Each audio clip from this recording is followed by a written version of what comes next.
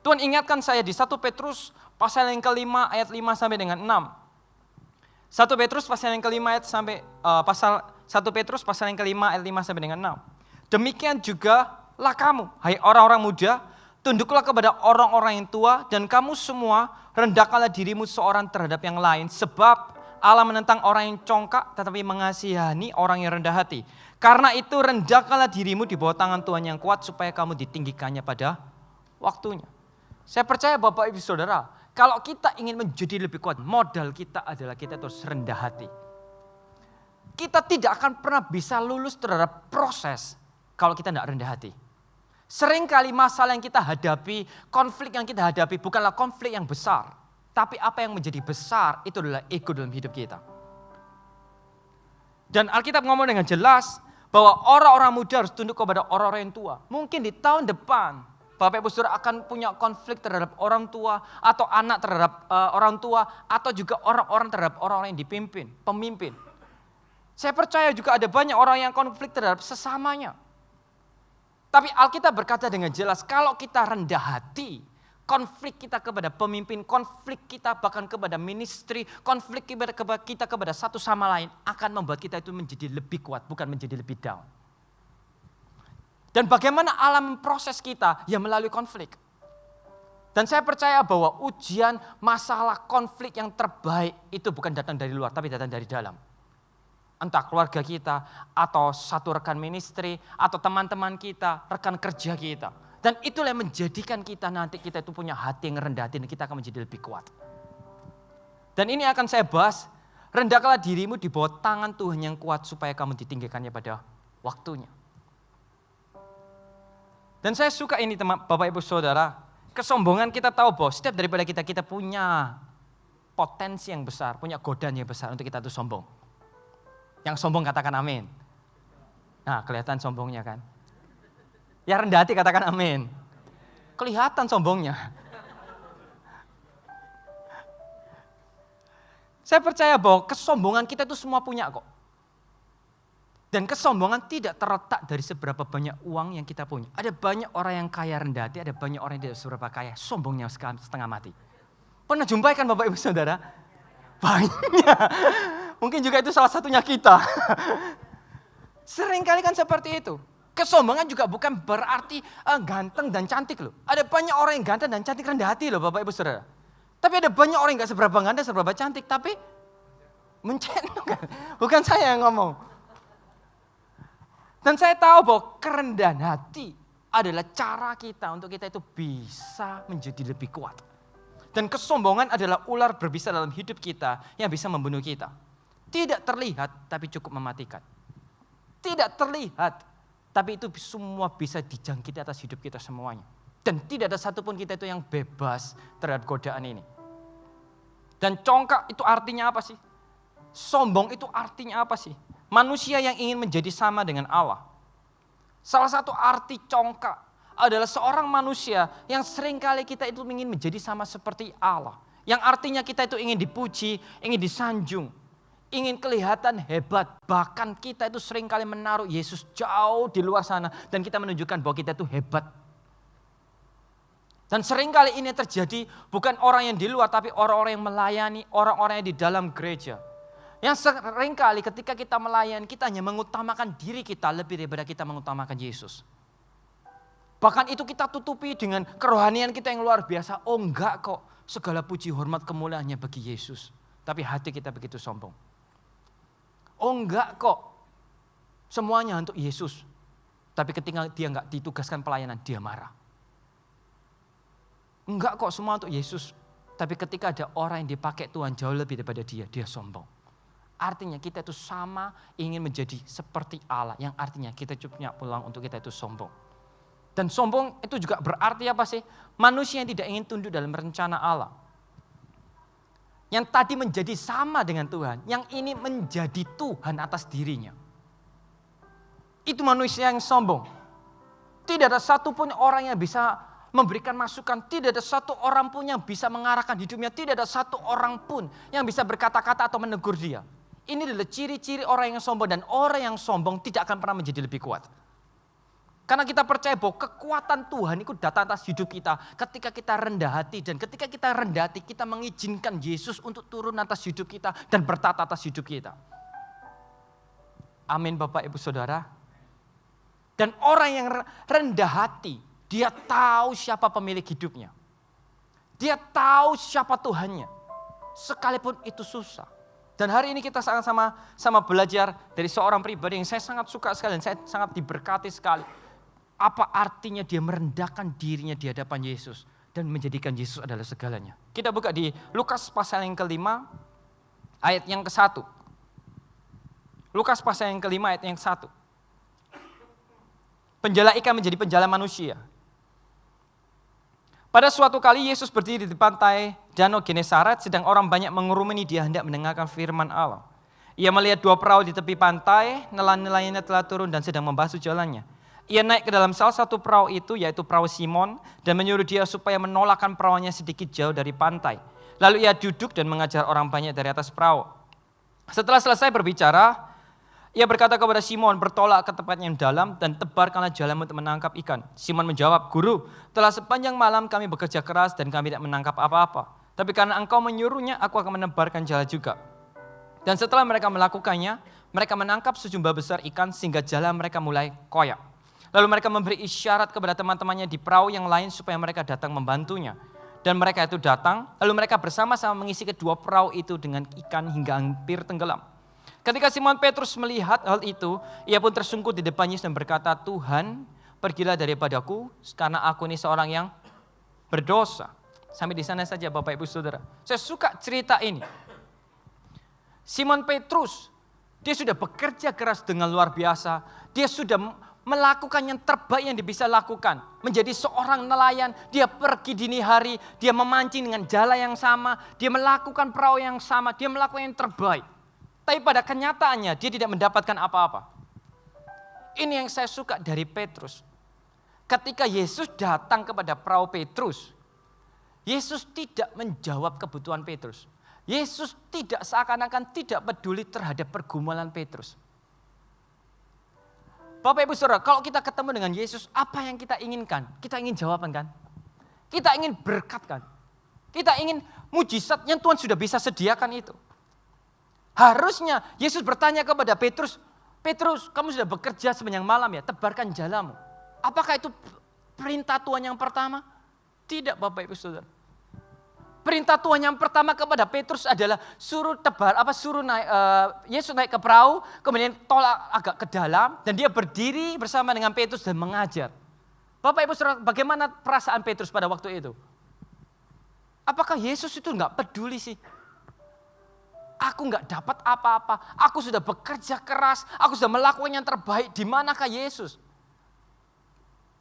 Dan Yesus seakan-akan diam dan tidak memberi instruksi apapun. Bahkan Petrus disuruh dengar khotbah dan melayani orang lain dengan pakai perahu. Ini yang saya suka dari Petrus Bapak Ibu Saudara, kalau kita ingin kuat di tahun depan. Bahwa apapun keadaan kita, sekalipun kita itu tidak mendapatkan jawaban atas segala permasalahan kita, tetaplah dekat dengan Yesus dan mendengarkan suara Yesus. Karena itu adalah sebuah jawaban atas hidup kita. Bagi saya tetap ada dekat dengan Yesus. Itulah cara Petrus untuk dia merendahkan dirinya di hadapan Yesus sekalipun dia enggak mendapatkan jawaban. Karena saya percaya bahwa kesetiaan dan komitmen untuk kita dekat dengan Yesus itu adalah pilihan kita pribadi. Bukan dalam tanda kutip kayak seakan-akan itu datangnya dari Tuhan.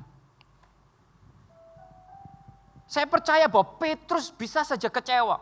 Berapa banyak Bapak Ibu Saudara kalau 1 tahun ini kita enggak ditolong oleh Yesus, kita langsung kecewa. Kita buka usaha, kita bekerja, dan kita tidak mendapatkan apa yang kita inginkan. Sedangkan kita disuruh pelayanan, memikirkan orang lain, dan kita langsung kecewa. Sedangkan kita mengerti bahwa part berikutnya adalah Yesus menolong Petrus. Berapa banyak di antara kita yang sedikit lagi kita sudah ditolong oleh Yesus, kita sudah menyerah. Kita sudah kecewa, kita sudah marah. Yesus yang adalah Tuhan, kenapa kok enggak menolong aku? Yesus yang adalah Tuhan, kenapa kok dia enggak peka? Halo? Ada yang seperti itu Bapak Ibu Saudara?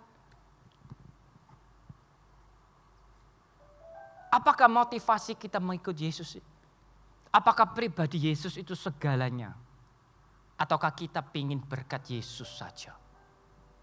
Kalau Yesus tidak memberkati kita, kalau Yesus tidak mengurapi kita, kalau Yesus tidak membuat pekerjaan kita berhasil, apakah kita mau tetap dekat Yesus sih? Dan itu yang dilakukan oleh Petrus. Itu yang dilakukan oleh Petrus. Dan saya sangat suka part ini Bapak Ibu Saudara. Kenapa kok Yesus sengaja seakan-akan membiarkan Petrus gagal? Kenapa kok Yesus sengaja Petrus bekerja dan tidak mendapatkan apa-apa? Kenapa kok seakan-akan Yesus membiarkan seakan-akan hidup kita, seringkali kita bekerja dan kita mendapatkan jawaban. Kita sudah berdoa, berpuasa, tapi tetap toh tidak ada jawaban. Ini saya suka dengan apa yang dilakukan oleh Yesus dan kita menjadi pelajaran dalam hidup kita. Kita harus sadar bahwa kita itu manusia biasa dan kita itu perlu Yesus. Kita harus mengerti ini. Di tahun depan kalau kita ingin menjadi lebih kuat, kita harus sadar terlebih dahulu bahwa kita itu orang yang lemah dan kita itu butuh Yesus. Dan dibutuhkan kerendahan hati kalau seperti itu. Karena ada banyak orang-orang yang berkata, saya itu bisa tanpa Yesus. Saya itu bisa berhasil tanpa Yesus. Dan seringkali Yesus bukan menjadi pilihan pertama untuk kita datang kepada Yesus. Tapi Yesus seringkali menjadi pilihan yang terakhir ketika kita sudah menemui pintu yang tertutup. Kalau kita sudah capek, kalau kita sudah lelah, kalau kita sudah berusaha dan tidak mendapatkan apa-apa, barulah kita itu ingat Yesus. Seharusnya Yesus adalah opsi pertama untuk kita melakukan segala sesuatu. Untuk kita mau melakukan apapun dalam hidup ini. Entah bisnis, entah pekerjaan, entah pacaran, entah menikah, entah apapun itu. Seharusnya kita harus dengan kesadaran kita itu manusia biasa yang perlu Yesus. Karena Petrus sudah membuktikan dia bekerja semalam-malaman dengan punya pengalaman, dengan jala yang besar, dengan apapun yang dia dipunya dengan nelayan, toh dia masih gagal. Amin Bapak Ibu Saudara. Kita harus sadar bahwa kita manusia biasa. Coba lihat kanan kirinya, sadar.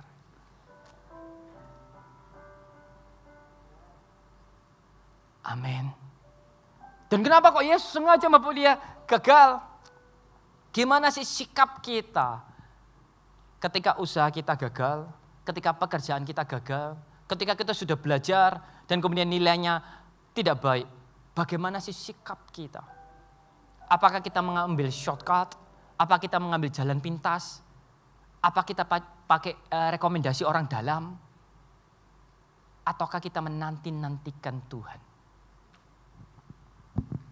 Petrus sengaja dibuat gagal supaya apa sih? Apa sikap kita ketika kita itu gagal? Apakah kejahatan? Apakah shortcut yang kita pilih? Atau kita menanti-nantikan Tuhan? Saya suka sebuah cerita namanya orang-orang rekap. Bapak Ibu Saudara. Orang-orang rekap ini orang yang luar biasa.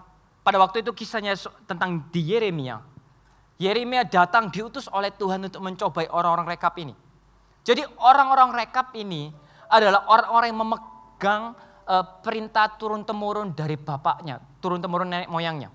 Jadi nenek moyangnya berpesan kepada keturunan orang rekap ini. Ini cerita di Alkitab Bapak Ibu Saudara. Jadi nenek moyangnya memberikan tahu kepada keturunannya, jangan minum anggur, jangan mendirikan rumah yang bla bla bla bla bla bla semuanya. Dia titip pesan kepada keturunannya supaya tidak minum anggur dan tidak melakukan hal-hal yang jahat.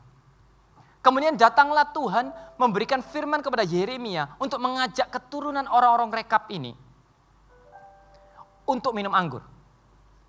Kemudian Yeremia kasih minum anggur dan orang-orang rekap ini ngomong seperti ini. Saya sudah dari sejak dulu tidak minum anggur karena itu adalah perintah dari nenek moyangku. Aku memegang itu turun temurun. Saya suka ketika dia punya integritas. Dia tetap memegang aturan yang diberikan oleh nenek moyangnya. Sampai Tuhan ngomong seperti ini. Keturunan rekap akan melayani aku sepanjang masa. Bapak Ibu Saudara, kalau cerita ini ada di Alkitab yang sampai Tuhan Yesus tergugah dengan integritasnya. Sekalipun dicobai oleh hamba Tuhan. Sekalipun dia punya kesempatan untuk melakukan dosa. dia tidak melakukannya sehingga janji Tuhan itu turun atas hidupnya. Ini yang saya suka Bapak Ibu Saudara. Kalau dengan orang-orang rekap dengan janji atau dengan peraturan dari nenek moyang dia bisa pegang dengan segenap hati.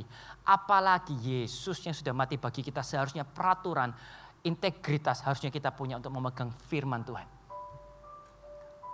Orang-orang rekap ini keturunannya nenek moyangnya hanya bisa menjaga sampai 2-3 keturunan Bapak Ibu Saudara. Setelah itu dia meninggal. Tapi Yesus ini sudah hidup turun-temurun dari sekarang sampai selama-lamanya. Bagaimana sikap kita? Kalau orang-orang rekap saja bisa menjaga hidupnya sedemikian rupa, tidak minum anggur seumur hidupnya. Seharusnya kita ini juga sama. Kita punya firman, kita punya Yesus yang lebih di atas keturunan, di atas nenek moyang itu. Seharusnya kita harusnya lebih pandai dan lebih kuat dalam menjaga peraturan. Firman Tuhan ada dalam hati kita. Amin. Dan Bapak Ibu Saudara, berapa banyak di antara Bapak Ibu Saudara yang ingin keturunannya diberkati? Yang ingin keturunannya melayani Tuhan sampai turun temurun. Dan itu tidak menjamin uang kita banyak, disekolahkan pinter, hebat. Tidak menjamin loh keturunannya itu luar biasa melayani Tuhan. Tapi apa yang bisa menjamin adalah dimulai dari generasi kita, Bapak Ibu Saudara, untuk menjaga firman Allah tetap ada dalam keluarga. Sehingga Tuhan memberikan janjinya bahwa turun-temurun dari anak Bapak Ibu Saudara, kita itu semua melayani Tuhan.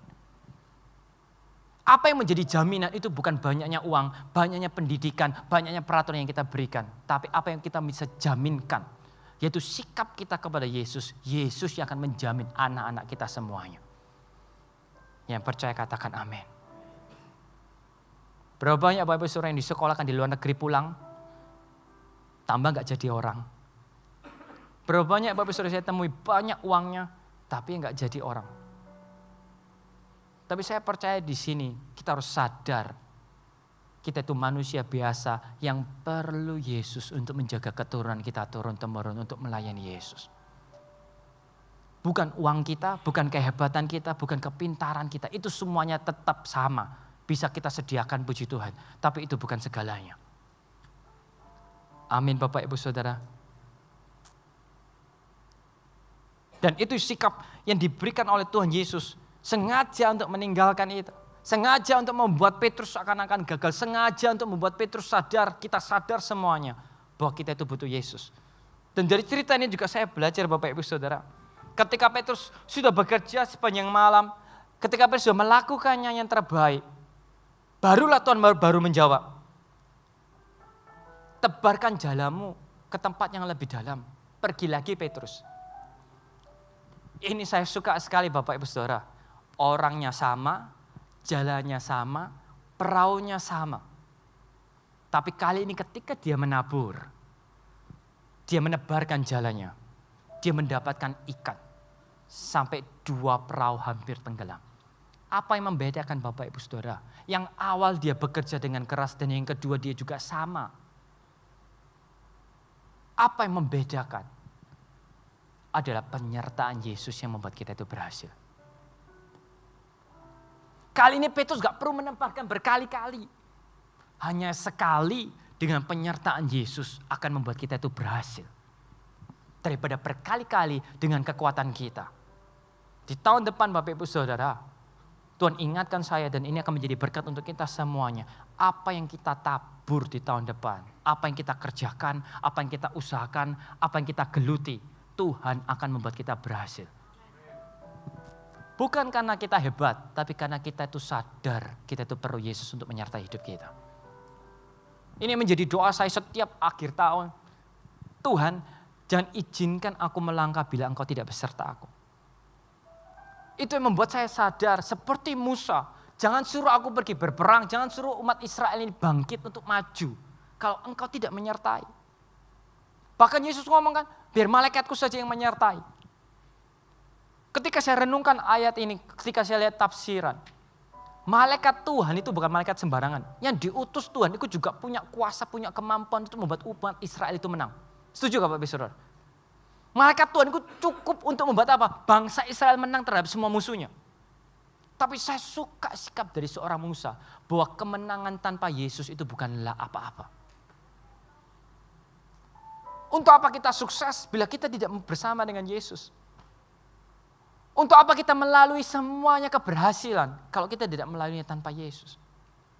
Dan Petrus sudah menunjukkan bersama dengan Yesus segala sesuatu yang mustahil bisa kelihatannya tidak mustahil. Kelihatannya susah bagi manusia.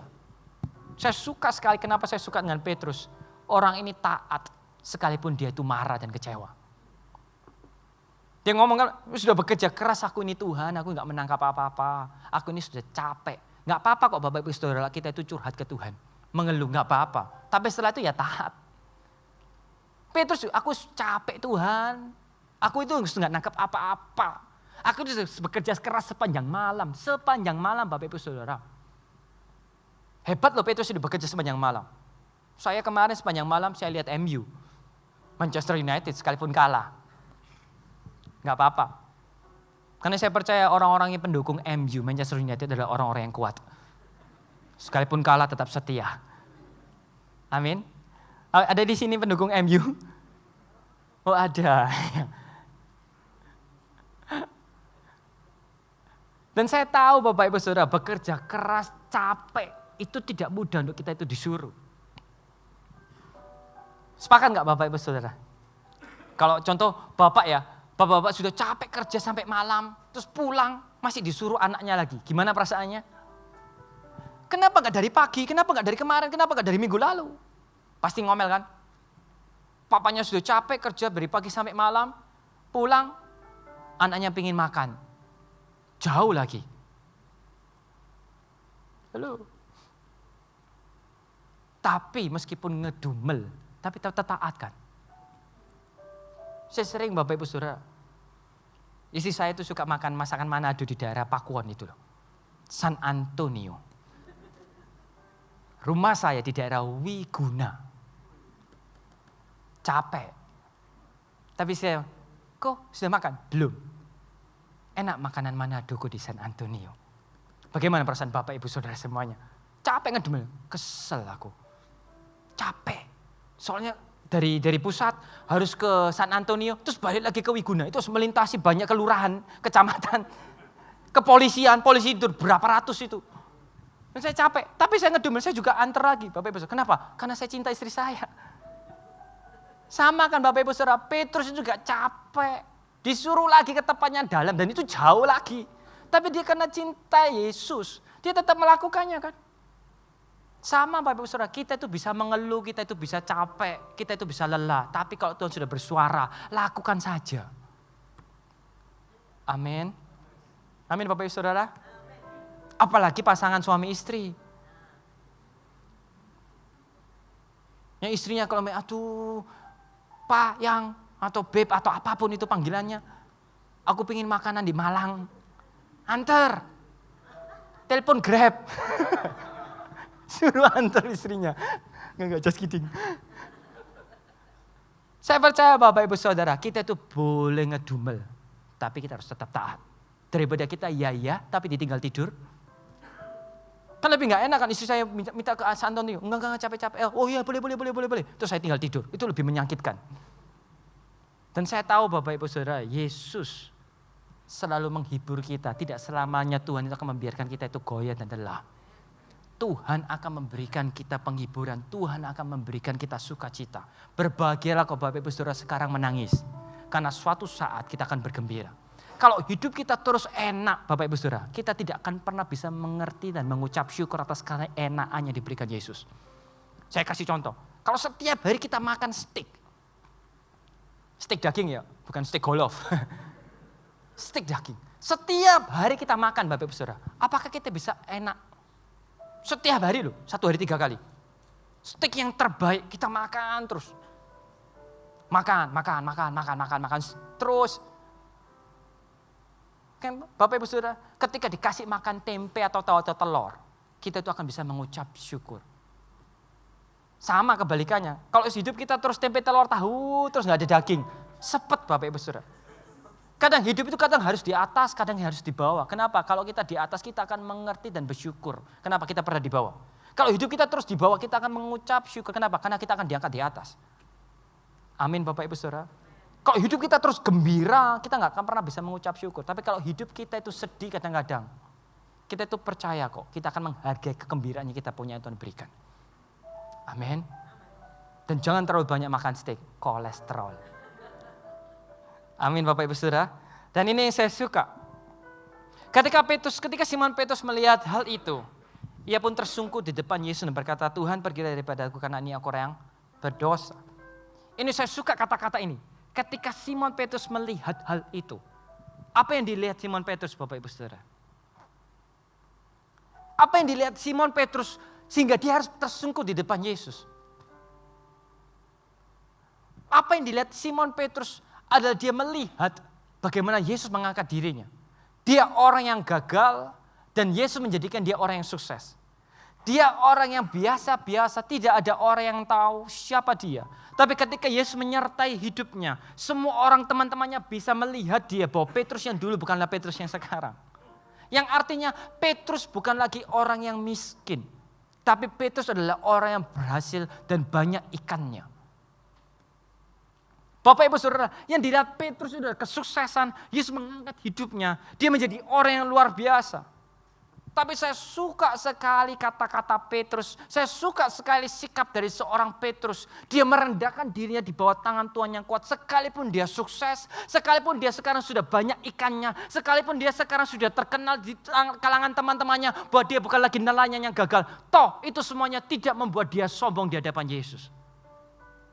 Dia tetap melihat itu luar biasa sukses. Dia tetap kembali kepada Yesus dan dia tersungkur di depan Yesus.